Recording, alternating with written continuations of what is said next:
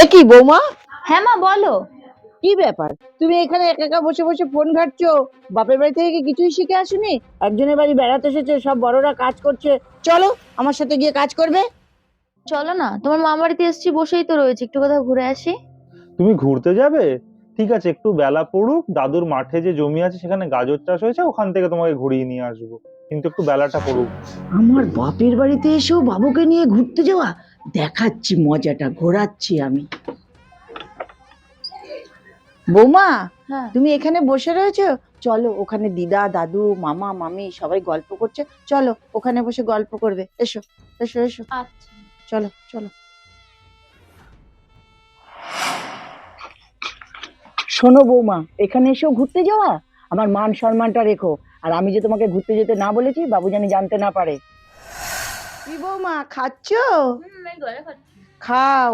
দেখেছো, আমার বাপের বাড়ি এসে গজা খাচ্ছো, ফল খাচ্ছো, মাছ খেলে, তা আবার ইলিশ মাছ, মুরগির মাংস, খাসির মাংস, পায়েস, পোলাও, কত কিছুই খেলে, দেখলে কি করে আপ্যায়ন করতে হয়। আর তোমার বাপের বাড়ি থেকে আজ পর্যন্ত তো আমাদের একটু ডাকলোও না যে গিয়ে একটু এক কাপ চা খাইয়ে আসবো। হুম। অনেক খেয়েছো, রাখো, যাও ব্যাগ গোছাও, বাড়ি যাবো। আর মা, তোমাকে বলছি শোনো, কাউকে ডেকে এনে অপমান করতে নেই, খাইয়ে আবার খাওয়ার খোটা দিচ্ছ।